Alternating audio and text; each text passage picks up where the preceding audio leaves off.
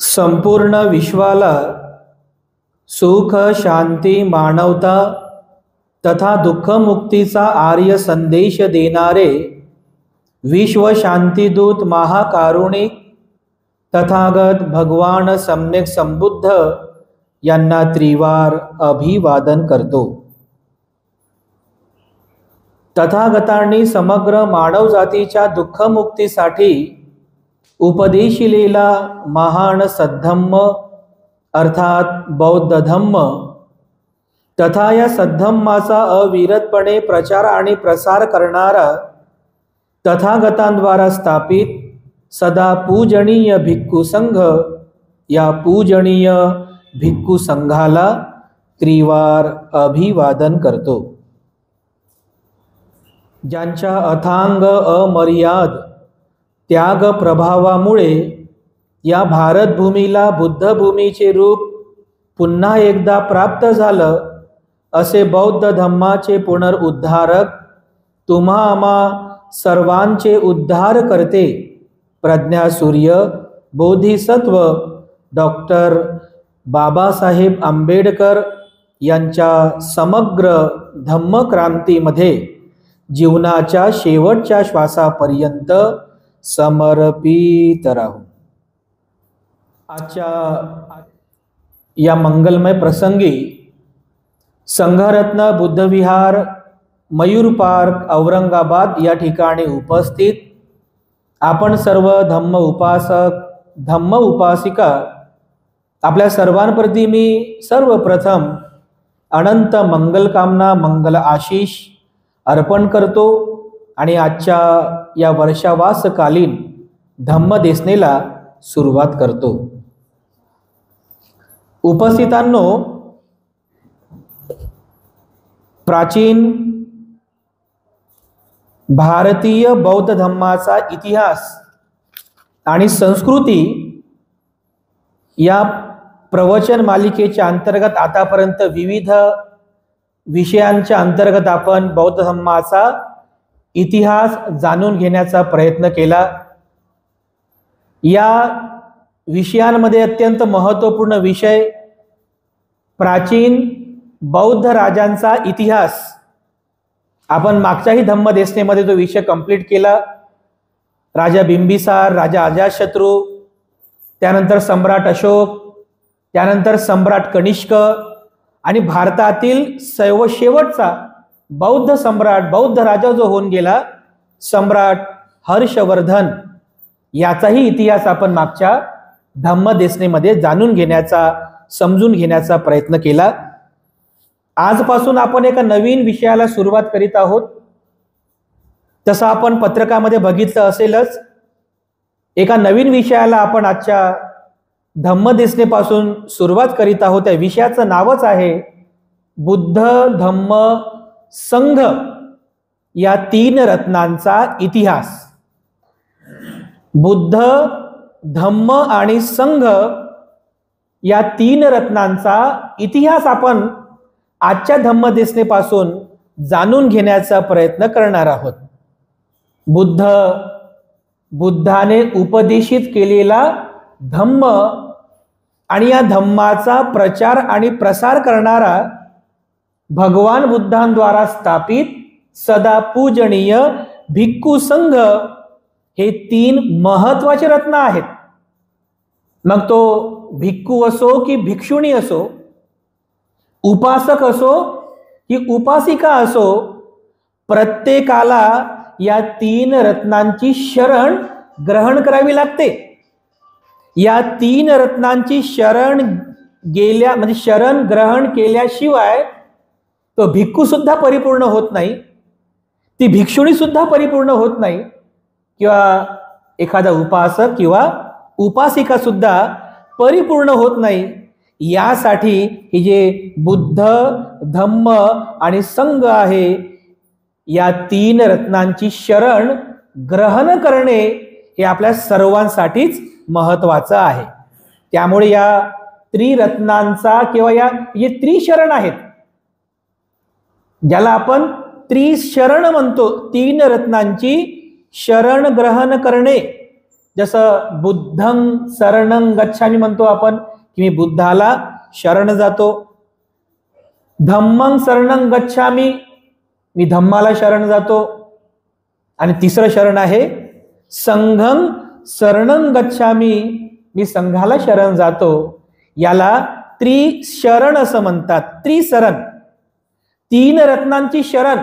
आणि त्या तीन रत्नांच्या शरण गेल्यानंतरही पुन्हा आपण म्हणतो द्वितीयंपी बुद्धं शरणं धम्मं शरणं संघं शरणं गच्छामी. द्वितीयंपी दुसऱ्यांदा. पुन्हा म्हणतो आपण तृतीयंपी तिसऱ्यांदा बुद्धं शरणं धम्मं शरणं संघं शरणं गच्छामी. म्हणजे अशा प्रकारे आपण या तीनही रत्नांना एकदा नाही 3 वेळेस आपण शरण जात असतो. याचा पण एक इतिहास आहे बघा. हे त्रिशरण कसे तयार झाले, या त्रिशरणांचा इतिहास काय आहे. आणि बौद्ध धम्मामध्ये एवढंच काय, उपासक आणि उपासिका भिक्षू भिक्षुणींच्या जीवनामध्ये हे त्रिशरण किती महत्वाचे आहे हे आपण समजून घेण्याचा प्रयत्न करणार आहोत. कारण आपण रोजच ग्रहण करतो ना, बुद्ध धम्म संघाची आपण रोजच शरण ग्रहण करतो. हे समजलं पाहिजे आपल्याला. याचा इतिहास सुद्धा आहे. हा इतिहास कसा आहे तो सुद्धा समजला पाहिजे की आपण बुद्धं शरणं गच्छामी म्हणतो, धम्मं शरणं संघं शरणं, नंतर द्वितीयंपी तृतीयंपी म्हणतो आपण. हे नेमकं आहे काय, या मागची धारणा काय आहे, याचं महत्व काय आहे. आता जसं आपण बुद्धं शरणं गच्छामी म्हणतो म्हणजे बुद्धाला शरण जातो, बरोबर आहे.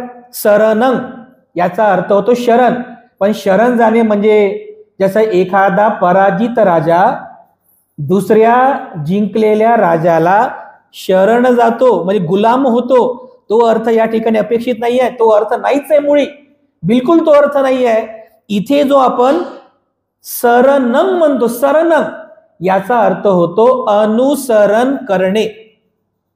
अनुसरण, मी बुद्धाचं अनुसरण करतो. तर बुद्धाचं अनुसरण म्हणजे काय, बुद्धांमध्ये जे 9 गुण आहेत त्या 9 गुणांचं मी अनुसरण करतो. तसंच धम्माचं मी अनुसरण करतो. धम्मं शरणं गच्छामी म्हणजे काय, तर धम्मामध्ये जे 6 गुण सांगितलेले आहेत त्या 6 गुणांचं मी अनुसरण करतो. तसंच संघं शरणं गच्छामी, मी संघाचं अनुसरण करतो म्हणजे काय, संघामध्ये जे 9 गुण आहेत त्या संघाचं मी अनुसरण करतो. म्हणजे गुणांचं अनुसरण करणे हे या त्रिशरणामागचा अर्थ आहे बघा. समजलं, त्या ज्या गुणांचं अनुसरण करणे. जसं एखादा प्राण्याचा पिल्लू, एखाद्या प्राण्याचं पिल्लू जन्म झाल्याबरोबर अनुसरण कोणाचं करतो, आईचं करतो, त्याच्या आईचं. किंवा एखादं छोटंसं बाळ, जन्म झालेलं बाळ, तो कोणाचं अनुसरण करतो, आईचं अनुसरण करतो. म्हणजे आई जशी वागते, जशी बोलते, जसं बरोबर ती अनुसरण करते बघा.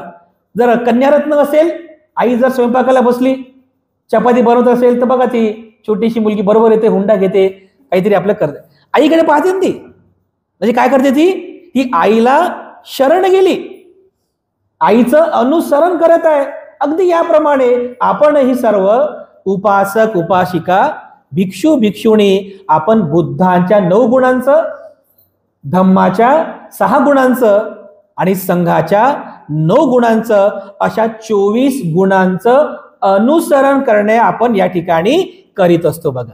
पुन्हा द्वितीयंपी पण म्हणतो आपण, द्वितीयंपी दुसऱ्यांदा शरण जातो. पुन्हा तृतीयंपी म्हणतो आपण, तिसऱ्यांदा शरण जातो. कधीतरी विचार करा बरं, हे असं का आहे. एकदा तर शरण गेलो आपण तरी पण म्हणतो दुसऱ्यांदा शरण जातो.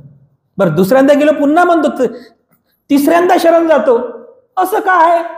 तर काही विद्वान भिक्षूंचं असं म्हणणं आहे अभ्यासांती की सिद्धार्थ गौतम शाक्य संघाचे सदस्य होते ना, तर शाक्य संघामध्ये परंपरा होती 3 वेळेस विचारायची, तुला मान्य आहे का, हो. तुला मान्य, दुसऱ्यांदा विचारतो तुला मान्य आहे का, हो. तिसऱ्यांदा विचारतो तुला मान्य आहे का. म्हणजे असं शाक्य संघाची परंपरा होती. तर होऊ शकते ती शाक्य संघाचीच परंपरा त्यांनी पुढं बुद्धत्वाच्या नंतर संघामध्ये प्रतिष्ठित केली असेल, हा पण त्याचा एक अर्थ आहे. किंवा 3 वेळेस शरण जाणे याचा अर्थ असाही होतो की मी माझ्या कायेने, मी माझ्या वासेने आणि मी माझ्या मनाने अशा तीनही अंगाने मी या बुद्ध धम्म संघाला शरण जातो, असा पण तो अर्थ तिथे अपेक्षित आहे. द्वितीयंपी, तर द्वितीय म्हणजे दुसऱ्यांदा, आणि अंपी हा शब्द अंपी याचा अर्थ होतो सुद्धा. अंपी म्हणजे काय? सुद्धा, म्हणजे दुसऱ्यांदा सुद्धा असा तो अर्थ आहे. मी दुसऱ्यांदा शरण जातो असा एवढाच अर्थ नाही. कसा अर्थ आहे? दुसऱ्यांदा सुद्धा शरण जातो. तती अंपी म्हणजे सुद्धा, तिसऱ्यांदा सुद्धा, हा त्याचा म्हणजे शब्दशः अर्थ तुम्हाला समजला पाहिजे म्हणून सांगतो. अंपी याचा अर्थ होतो सुद्धा. मी दुसऱ्यांदा सुद्धा शरण जातो, तिसऱ्यांदा सुद्धा शरण जातो. तर बघा, अशा प्रकारे प्रत्येक भिक्षू, भिक्षुणी, उपासक आणि उपासिका यांच्या जीवनामध्ये या त्रिसरणाचं अत्यंत महत्वपूर्ण स्थान आहे. तर आता हे जे 3 शरण जे आहेत हे कसे तयार झाले, या मागचा एक इतिहास आहे. हे सहजरित्या तयार झाले नाही, याचा मागचा एक इतिहास आहे. तर बघा, एक इतिहास मी तुम्हाला मागे पण बऱ्याचदा सांगितलेला आहे भगवान बुद्धाच्या बुद्धत्व प्राप्तीचा, किंवा भगवान बुद्ध गायला बुद्धत्व प्राप्ती करून घेतात. त्यानंतर 7 आठवडे ते त्या बुद्धगयाच्या विविध ठिकाणी व्यतीत करतात, आणि जेव्हा 7वा आठवडा व्यतीत करीत असतात त्यावेळेला तपस्सू आणि भल्लिक हे 2 व्यापारी मुंबईहून व्यापार करून बुद्धगयेच्या मार्गे ते त्यांच्या जन्मभूमीत म्हणजे स्वर्णभूमीला जात होते. तेव्हा ते निरंजन नदीच्या काठी थांबले असताना त्या तपस्सू आणि भल्लिक यांनी बुद्धांना बघितलं. त्यांच्या मनामध्ये श्रद्धा उत्पन्न झाली, तर त्यांनी त्यांच्या जवळचे मधुपिंड म्हणजे लाडू, मधापासून बनवलेले लाडू आणि काही सुकामेवा भगवान बुद्धांना दान दिला. आणि तेव्हा ते दोघे जण, तपस्सू आणि भल्लिक, ते दोघे जण भगवान बुद्धांपुढे हात जोडून बसून काय म्हणतात? बुद्धं शरणं गच्छामि, धम्मं शरणं गच्छामि. म्हणजे मी बुद्धाला शरण जातो आहे, मी धम्माला शरण जातो आहे. 2च रत्नांनी शरण ग्रहण केली होती, कारण तेव्हा संघ तयार झाला नव्हता. बुद्ध पण आहे, बुद्धांनी उपदेशिलेला धम्म सुद्धा आहे. हे दोघे जण बंजारा समाजाचे होते. बंजारा समाज अगोदरचा व्यापारी समाज होता. बुद्धाला आणि धम्माला हे दोघे जण शरण गेले. अशा प्रकारे इथूनही सुरुवात झाली. बुद्धाला शरण जाणे आणि धम्माला शरण जाणे, 2 जण गेले. 2 पहिले उपासक झाले. तिथून भगवान बुद्ध, पुढचा इतिहास.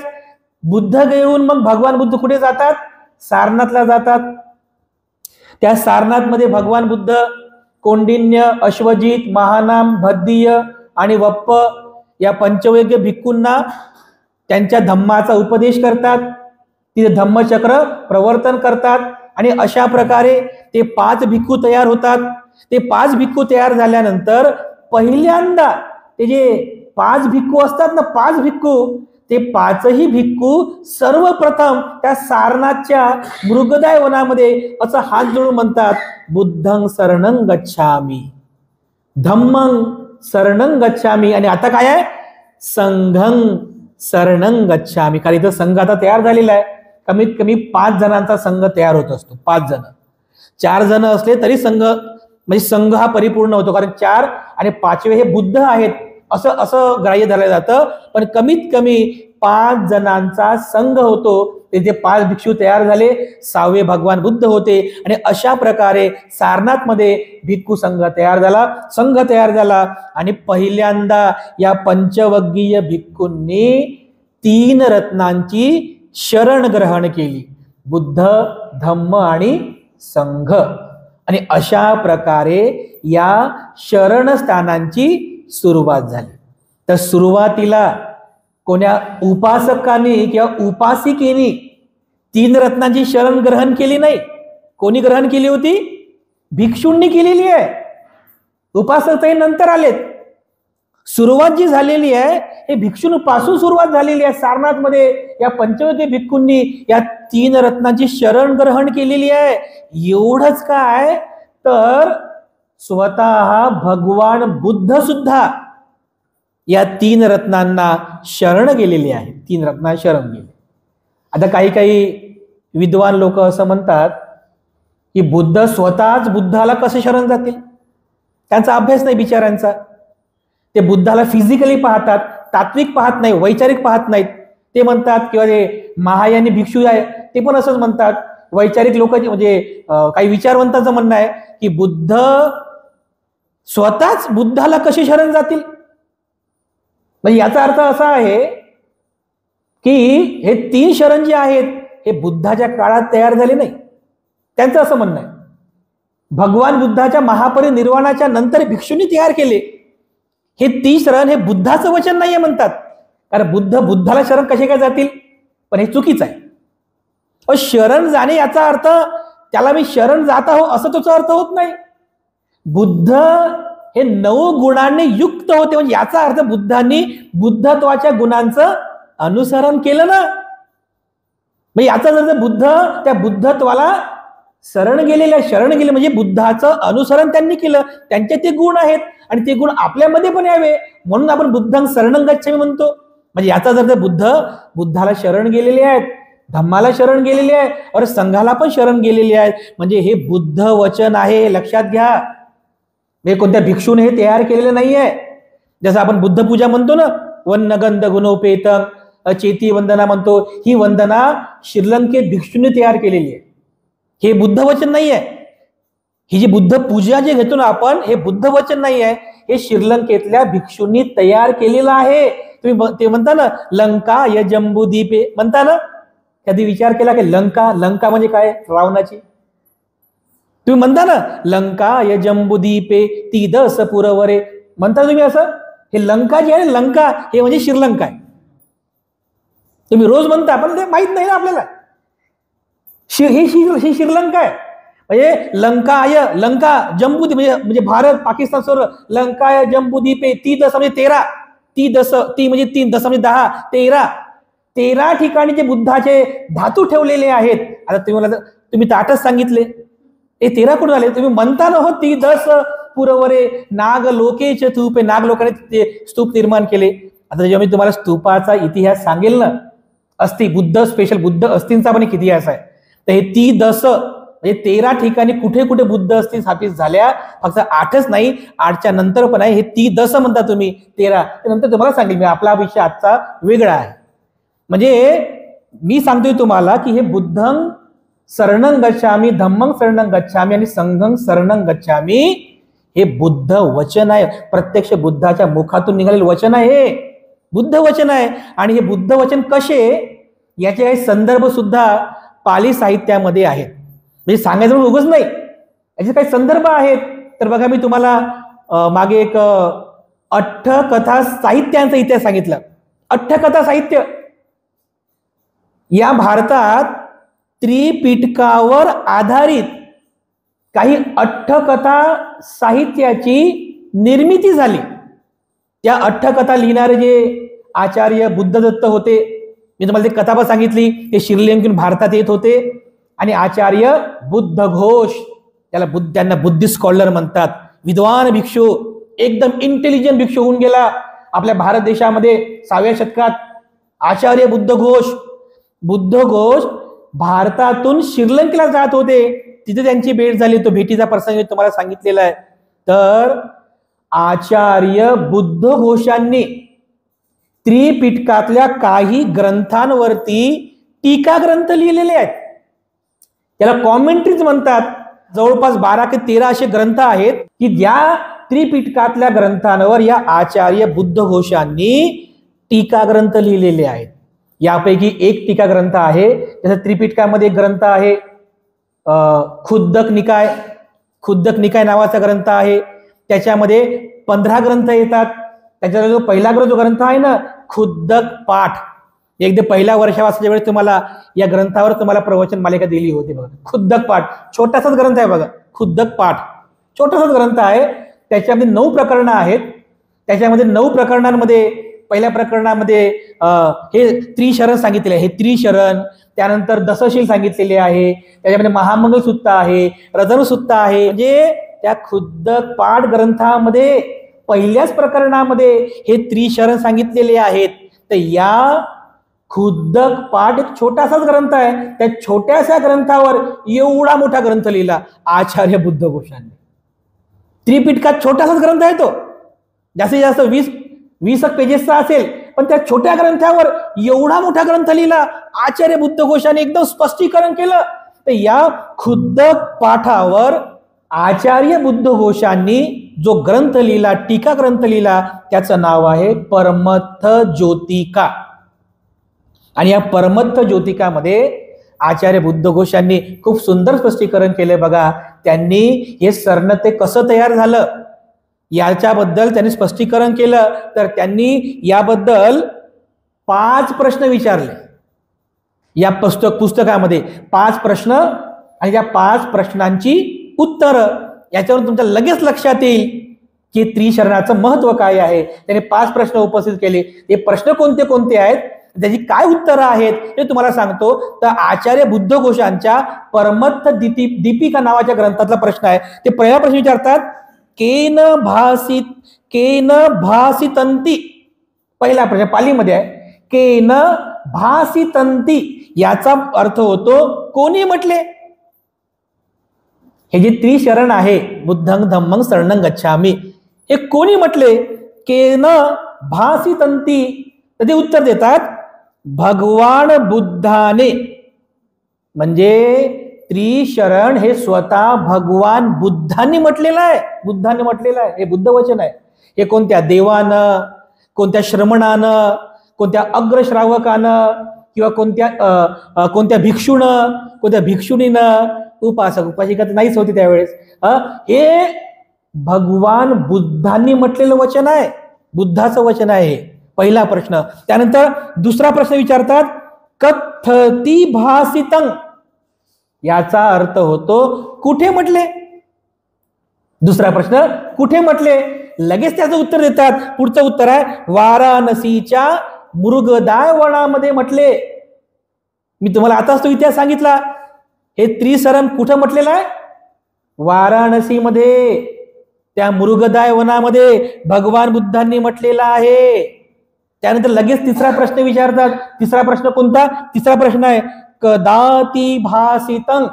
कदाति भासितं म्हणजे केव्हा म्हटले. भगवान बुद्धांनी म्हटलं, कुठं म्हटलं, सारनाथच्या मृगदाय वनामध्ये म्हटलं, पण केव्हा म्हटलं त्याचं स्पष्टीकरण लगेच उत्तर देतात. अश्विन पौर्णिमेला जेव्हा पहिला वर्षावास संपन्न झाला, बरोबर आहे, अश्विन पौर्णिमेला जेव्हा पहिला वर्षावास बुद्धांचा संपन्न झाला, तेव्हा अश्विन पौर्णिमेला जे 60 अरहंत भिक्षू होते, 60, कोण कोण 60 होते, पंचवग्गीय भिक्षू, त्यानंतर 6वा यश, यशचे 4 मित्र 10 झाले, आणि यशच्या गावचे 50 लोक किती झाले, 60. त्या 60 अरहंत भिक्षूंना उद्देशून अश्विन पौर्णिमेला भगवान बुद्धांनी हे वचन म्हटलेलं आहे. बघा, प्रत्येक प्रश्नाचं किती सुंदर उत्तर दिलेलं आहे. एकदम क्लिअर होऊन जाते बघा, की बुद्ध वचन आहे हे क्लिअर होऊन जाते. हे बघा, त्यानंतर चौथा प्रश्न विचारतात, कस्मती भासितं. कस्मती भासितं याचा अर्थ होतो का म्हटलं. म्हणजे हे जे 3 शरण जे म्हटलेले आहे, का म्हटलं हे 3 शरण बुद्धानं, याचं काय महत्व आहे. कस्मती भासितं का म्हटले, तर याचं बुद्धघोष, आचार्य बुद्धघोष पुन्हा उत्तर द्या का म्हटलं. याचं कारण आहे की तेव्हा नेमकीच प्रवज्जा झाली होती भिक्षूंची. 60 भिक्षूंची प्रवज्जा झाली होती. पण आता जसं बघा, प्रवज्जा कशी होते, आता प्रवज्जेची पद्धत वेगळी आहे. पण बुद्ध काळामध्ये ह्याच्या 60 भिक्षूंची जी प्रवज्जा झालेली आहे, ही प्रवज्जा फक्त भगवान बुद्ध म्हणायचे, एही भिक्कवे. एवढा शब्द काय म्हणायचे, एही भिक्कवे, भिक्षू ये, माझ्या संघामध्ये ये, माझ्या संघामध्ये ये, असं एवढंच म्हणायचे. एही भिक्कवे असं म्हणूनच त्याची प्रवज्जा होऊन जायची. कारण ते 5 जण ऑलरेडी प्रवज्जितच होते ना, त्यांना ऑलरेडी म्हणजे प्रवज्जा द्यायची गरज नव्हती, ऑलरेडी ते प्रवज्जितच होते. एही भिक्कवे असं म्हटले की त्याची प्रवज्जा पण झाली, त्याची उपसंपादा पण झाली. पण नंतर जेव्हा भगवान बुद्धांनी हा नियम सुरू केला की जेव्हा आपण प्रदेशामध्ये जाल, तिथे नवीन नवीन भिक्षू तयार होतील, श्रमण तयार होतील, तर त्यांच्यासाठी हे 3 शरण महत्वाचे आहेत. तर भिक्षूंनो, बुद्धाने नियम काढला होता की भिक्षूंनो, जर कोणाला दीक्षा द्यायची असेल, मग उपासक असो की उपासिका असो, कोणाला दीक्षा द्यायची असेल, कुणाला भिक्षूची प्रवज्ञा द्यायची असेल, किंवा कोणाची उपसंपदा करायची असेल, कोणत्या भिक्षूची श्रमणाची उपसंपदा करायची असेल, तर अगोदर काय केलं पाहिजे? दीक्षा कोणाला जर दीक्षा द्यायची असेल तर अगोदर त्यानं मुंडन केलं पाहिजे, त्याचं डोक्याचं मुंडन केलं पाहिजे, दाढी मिशी सगळं काढलं पाहिजे. त्यानंतर त्याने आपल्या अंगावरती अशा प्रकारे काशाय वस्त्र धारण केलं पाहिजे. त्यानंतर त्याने असं आपल्या उपाध्यायांपुढं असं गुडघ्यावरती बसलं पाहिजे. त्यानंतर छातीजवळ असं हात जोडलं पाहिजे आणि नंतर त्याने उपाध्यायांकडून हे 3 शरण ग्रहण केले पाहिजे. असा नियम घातला होता, असा नियम तयार केला होता भगवान बुद्धांनी. आणि म्हणून हे महत्वाचं आहे. म्हणजे या 3 शरणाशिवाय भिक्षू भिक्षुणीची दीक्षा होऊ शकत नाही. उपासकाची पण दीक्षा होत नाही. होते का बिना शरणस्थानाने? होत नाही. जर एखाद्या बौद्ध माणसाला जर दीक्षा घ्यायची असेल तर त्याला 3 शरण ग्रहण करावेच लागतात. याच्याशिवाय कोणीही बौद्ध होऊ शकत नाही, याच्याशिवाय कोणी भिक्षू भिक्षुणी पण होऊ शकत नाही. म्हणून या 3 शरण स्थानांना ग्रहण करावे लागते. हा 4था प्रश्न होता. त्यानंतर बुद्ध पुढे म्हणतात की म्हणजे आचार्य बुद्ध गोसांनी 5वा प्रश्न विचारला, कस्मा चिधा दीतो उत्तंती. कस्मा चिधा दीतो उत्तंती याचा अर्थ होतो की सुरुवातीलाच का म्हटलं मग? कारण आपण आपली इथून सुरुवात आहे ना, नमो तसं म्हटलं की इथून सुरुवात आहे, बुद्धं धम्मं शरणं. सुरुवातीलाच का म्हटलं? भगवान बुद्ध याचं पण उत्तर देतात की भगवान बुद्ध याचं उत्तर असं देतात, त्या आचार्य बुद्धकोशी स्पष्टीकरण केलेलं आहे की मग उपासक असो की उपासिका असो, भिक्षू असो की भिक्षुणी असो, प्रत्येकाच्या दुःख मुक्तीच्या मार्गाची सुरुवात या शरण स्थानापासूनच होते. म्हणून हे सुरुवातीला दिलेलं आहे. म्हणजे बुद्धाला, धम्माला, संघाला शरण गेल्याशिवाय, म्हणजे त्यांचं अनुसरण केल्याशिवाय कोणीही दुःखमुक्त होऊ शकत नाही. श्रोतापन्न नाही, सकृदागामी नाही, अनागामी नाही, अरहंत पण नाही होऊ शकत. यासाठी द्वार आहे हे शरणस्थान. हे द्वार आहे दुःखमुक्तीचं. हे शरणस्थान द्वार आहे निब्बाण प्राप्तीचं, अरहंत प्राप्तीचं हे द्वार आहे. आणि म्हणून भगवान बुद्धांनी हे शरणस्थान दिलेले आहे. तर यावरून तुमच्या लक्षात येईल की 3 रत्नांची शरण जी आहे हे किती महत्वाची आहे. आणि भगवान बुद्धांनी फक्त तेव्हाच म्हटलं असं पण नाही. त्यांनी जेव्हा जेव्हा धम्मप्रचार केला, जेव्हा जेव्हा गरज पडली, तेव्हा बुद्धांनी तुमच्यासारख्या एखाद्या उपासकाला, एखाद्या ब्राह्मणाला उपदेश करताना हे 3 शरण सांगितलेले आहे. असं एक आणखी तुम्हाला संदर्भ येतो. तो संदर्भ आहे सुत्तनिपात मध्ये. सुत्तनिपात ग्रंथामध्ये, हे बघा, हा सुत्तनिपात ग्रंथ येतो. दिसला सुत्तनिपात ग्रंथ? तुम्ही सगळे सुत्तपाठ करता ना. या ग्रंथामध्ये एक सुत्त आहे. सुत्ताचं नाव आहे सुंदरीक भारद्वाज सुत्त. सुंदरीक भारद्वाज सुत्त नावाचा, सुंदरीक भारत नावाचा एक ब्राह्मण होता. आणि असं म्हणायचे की तो ब्राह्मण सावित्री मंत्रामध्ये अतिशय हुशार होता. सावित्री मंत्र कधी ऐकला का? नाही? कधीतरी ऐकला असेल ना. ओ भू भूभ असं काहीतरी ते तसं ऐकलं असेल ना कधीतरी? बरं, कधीतरी बरं राहू द्या. भगवान बुद्ध आणि सुंदरीक भारद्वाज यांच्यामध्ये तो वादविवाद चालू आहे सावित्री मंत्राचा. तर खरा सावित्री मंत्र कोणता हे बुद्ध त्याला सांगतात. जेव्हा वादविवाद वाढला तेव्हा भगवान बुद्ध या सुंदरीक भारद्वाजाला विचारतात की अरे भारद्वाजा, तुला 3 पदांची आणि 24 अक्षरांची सावित्री माहित आहे का? आता याने कधी ऐकलीच नाही ती. त्याला दुसरी सावित्रीचा मंत्र माहित आहे. तुला 3 पदांची आणि 24 अक्षरांची सावित्री माहित आहे का? तो म्हणे नाही. तर भगवान तुम्ही सांगा मला 3 पद कोणते आणि 24 अक्षरांची सावित्री मंत्र कोणता, सावित्री कोणती? तर बुद्ध सांगतात त्या सुंदरीक भारद्वाजाला 3 पद कोणते आहेत. बुद्ध आहे एक पद, धम्म एक पद आहे, संघ एक पद आहे आणि 24 अक्षर कोणते? बुद्धं शरणं गच्छामी 6 अक्षर, धम्मं किती? बुद्धं शरणं गच्छामी, त्यानंतर धम्मं शरणं गच्छामी आणि त्यानंतर संघं शरणं गच्छामी. या 24 अक्षरांची सावित्री आहे जी तुला दुःख मुक्त करू शकते. बघा बरोबर 24 अक्षर आहेत की नाही? बोला ना तुम्ही. बुद्धं शरणं गच्छामी, धम्मं शरणं गच्छामी आणि संघं शरणं गच्छामी. बरोबर आहे बघा. 8 अक्षर 8 अक्षर आणि 8 अक्षर 8 त्रिक 24. हे 24 अक्षरांची सावित्रीचा उपदेश भगवान बुद्धांनी त्या सुंदरीक भारद्वाजाला केला. तेव्हा त्याला समजलं की 3 पदांची आणि 24 अक्षरांची खरी सावित्री कोणती आहे? तर हे आहे. कोणते? 3 रत्नांची शरण, त्रिशरण. यावरून तुमच्या लक्षात येईल की हे जे त्रिशरण आहे हे भगवान बुद्धाच्या नंतरचं वचन नाही आहे. हे प्रत्यक्ष भगवान बुद्धांनी सांगितलेलं म्हटलेलं हे बुद्ध वचन आहे. हे प्रत्यक्ष बुद्ध वचन आहे.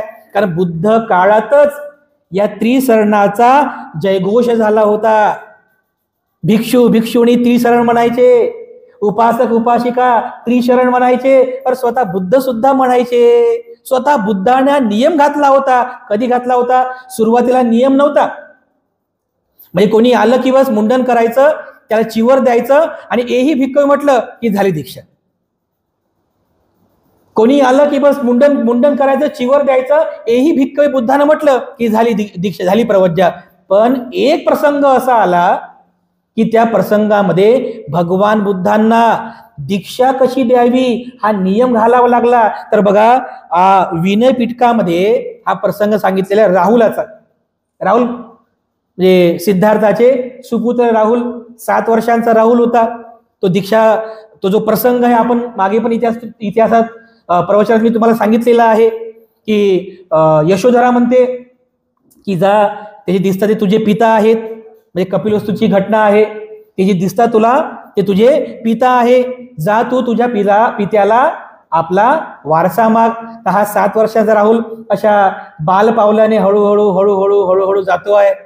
भगवान बुद्धांच्या अगदी सावलीच्या अंतरापर्यंत जातो आणि भगवान बुद्धांना म्हणतो की अरे श्रमणा, तुझी छाया म्हणजे तुझी सावली किती सुखदायक आहे. किती सुखदायक वाटते तुझ्या सावलीमध्ये. अरे असं वाटतं की जीवनभरपर्यंत या सावलीमध्येच राहावं, एवढी सुखदायक तुझी सावली आहे. तुम्ही माझे पिता आहात ना? बुद्ध म्हणाले की हो बाळ, मी तुझा पिता आहे. मग माझा वारसा मला द्या. तर भगवान बुद्ध बाजूला उभे असलेल्या सारीपुत्ताला म्हणतात की सारीपुत्ता, राहुल आपला वारसा मागतोय. राहुल आपला वारसा मागतोय, पण धन दौलत की जे कधीतरी नष्ट होणार आहे, जे दुःख देणार आहे, ज्याच्या अतिलोभाने माणूस दुःखी होतो, अशा दुःख देणाऱ्या या वारसा मी माझ्या पुत्र राहुलाला कसा देऊ? पण अरे राहुला, माझ्याकडे असा वारसा आहे, अशी संपत्ती आहे की त्या संपत्तीला ग्रहण केल्यानंतर तू जीवन मध्ये दुःख मुक्त होशील, तुझं संपूर्ण जीवन सुखी होऊन जाईल. तुला तो वारसा पाहिजे का? तर 7 वर्षाचा राहुल काय म्हणला? हो, मला माझा वारसा पाहिजे. तर चला, लगेच त्याला घेऊन गेले. कुठे?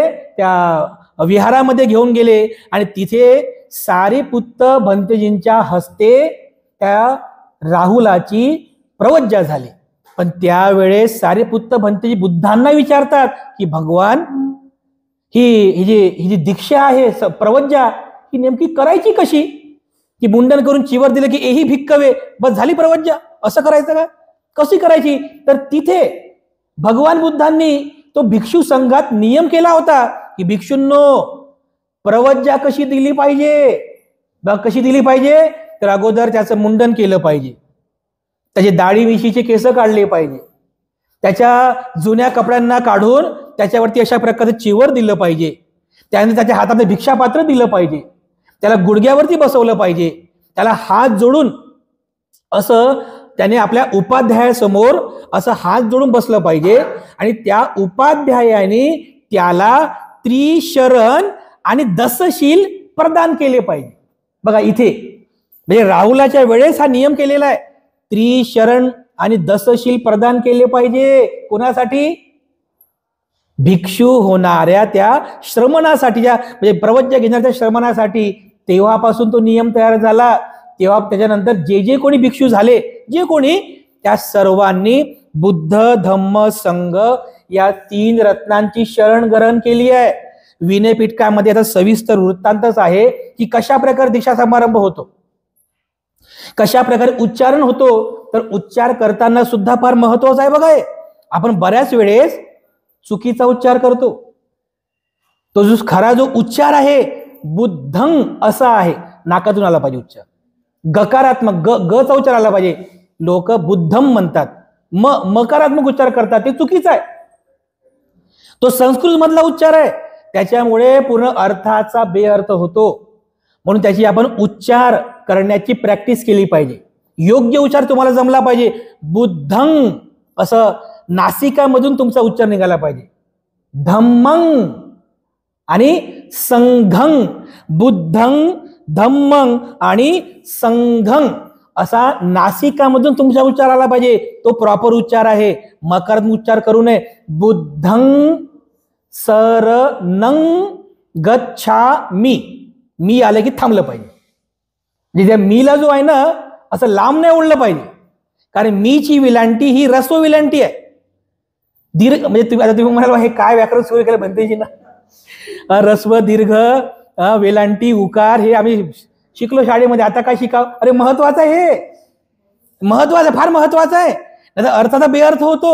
कारण उच्चार पण आपले योग्य झाले पाहिजे बघा. उच्चारण सुद्धा आपलं योग्य झालं पाहिजे. बुद्धं शरणं गच्छा, छाम लांब केलं तर चालेल, पण मी एकदम शॉर्ट असं पाहिजे. गच्छामि, असं गच्छामि असं लांब नाही गेला पाहिजे, नाहीतर ते चुकते. नाहीतर ते चुकते. असा चुकीचा उच्चार आपल्याकडून होऊ नये म्हणून अगदी विचार करून आपण त्याची प्रॅक्टिस करून योग्य तो उच्चार केला पाहिजे. बुद्धं शरणं गच्छामि. मी बघा खाली आला की नाही, याला म्हणतात रस्व उच्चार, म्हणजे लगेच तो खाली येतो. धम्मं शरणं गच्छामि, खाली आलं पाहिजे, थांबलं पाहिजे आपण लगेच. संघं शरणं गच्छामि, हा जरा प्रॉपर उच्चार आहे बघा. समजलं? आता काही काही ते गायक लोक जरा उच्चार लांब लांब काढतात, ते चुकीचं आहे. त्यांची ते गायकी पेशा आहे म्हणून ठीक आहे, पण प्रॉपर उच्चार झाला पाहिजे बघा. हे जर असा प्रॉपर जर उच्चार झाला तरच बघा आपल्याला तो खऱ्या अर्थाने त्याचा जो म्हणजे जो अर्थ आहे तो अर्थ ग्राह्य होतो. तर अशा प्रकारे बुद्ध धम्म आणि संघ या 3 रत्नांचं शरणस्थान ग्रहण करणं हे बुद्ध काळापासूनची परंपरा आहे बघा. स्वतः बुद्ध सुद्धा शरण गेले, भिक्षू भिक्षुनी शरण गेले, उपासक उपासिका शरण गेले. बुद्धाच्या महापरिनिर्वाणाच्या नंतरही त्यानंतर जे जे कोणी भिक्षू भिक्षुणी झाले त्या सगळ्यांनीच या 3 रत्नांचं शरण ग्रहण करूनच त्यांनी आपलं जीवन यापन केलं आहे बघा. म्हणून आजही बघा, आजही जे कोणी दीक्षा घेतात ते सगळेच बघा या 3 रत्नांची शरण ग्रहण करतात. बुद्धाच्या नंतर राजा बिंबिसार, म्हणजे बुद्ध काळात राजा बिंबिसार बौद्ध उपासक झाला, पहिला राजा झाला. कसं झाला उपासक? 3 रत्नांची शरण ग्रहण केली. त्यानंतर राजा अजातशत्रू बुद्धाचा उपासक झाला. कसा झाला उपासक? त्याने सुद्धा या 3 रत्नांची शरण ग्रहण केली. अरे त्याच्यानंतर सम्राट अशोकाने सुद्धा या 3 रत्नांची शरण ग्रहण करूनच तो उपासक झाला होता, ऑथेंटिक कायदेशीररित्या. त्याच्यानंतर तो सम्राट कनिष्क, सम्राट हर्षवर्धन, जे कोणते राजे झाले या सर्व राजांनी या शरणस्थानांना ग्रहण करूनच ते बुद्ध धम्माचे पथिक झाले बघा. आणि या बुद्धं शरणं गच्छामि याचा अर्थ मी जसं तुम्हाला सांगितला की आपण बुद्धाचं अनुसरण करतो. हे बुद्ध मूर्तीला शरण जात नाही, किंवा ते सिद्धार्थ गौतम जे बुद्ध होऊन गेले त्यांना पण आपण शरण जात नाही. कारण बुद्ध म्हणजे हे गुण आहेत, बुद्ध हे गुण आहेत. आणि हा उपदेश बुद्धाने केलेला आहे. त्या गणकला, एक मोगलन नावाचा गणक होता श्रावस्तीमध्ये, त्याला उपदेश केलेला आहे की मी काही तुमचा मोक्षदाता नाही आहे, मी तुम्हाला काही दुःखमुक्त करू शकत नाही. म्हणजे तुम्ही किती जरी मला शरण गेले, मी तुम्हाला शरण गेलो, मी काही तुम्हाला दुःखमुक्त करू शकत नाही. मी तुमचा मोक्षदाता नाहीये, मी तुमचा फक्त मार्गदाता आहे. बुद्ध हे मार्गदाता असतात. तुम्हेही किच्चंग आतप्पंग अख्खतारो तथागता. खूप सुंदर गाथा आहे बघा, ही अतिशय सुंदर गाथा आहे. तुम्हेही किच्चंग आतप्पंग अख्खतारो तथागता. तुम्हीच तुमचे मार्गक्रमण करा, तुम्हीच तुमचं मार्गक्रमण करा, तुम्हीच तुमचा प्रकाश व्हा. हेच बुद्धाचं वचन आहे. म्हणजे बुद्धाने स्वतः सांगितलेलं आहे की बुद्धामधल्या गुणांचं अनुसरण करावं. हा बुद्धाचा उपदेश आहे बघा. तर तेव्हापासून आजपर्यंत ही परंपरा चालत आलेली आहे.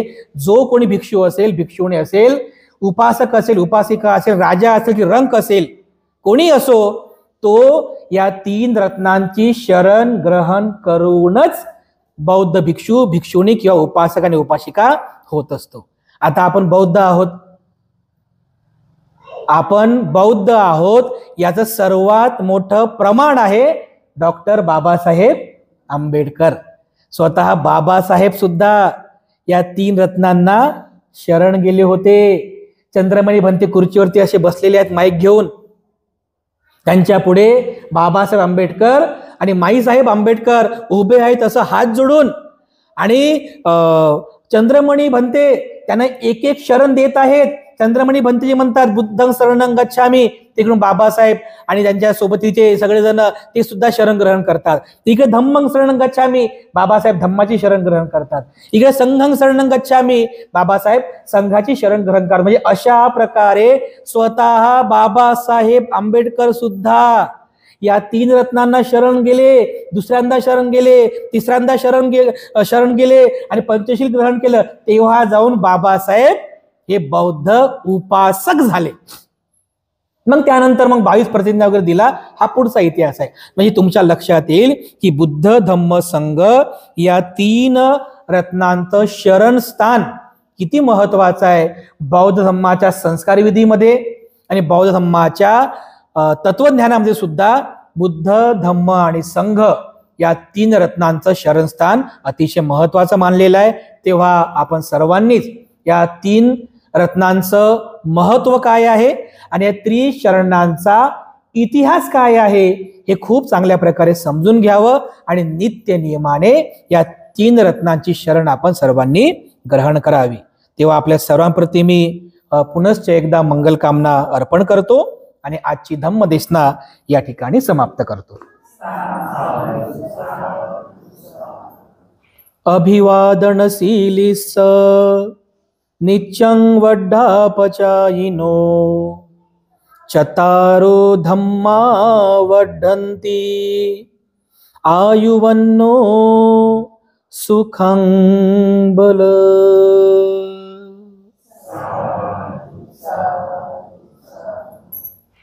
बुद्धं नमामि, धम्मं नमामि, संघं नमामि. सर्वांचं मंगल हो.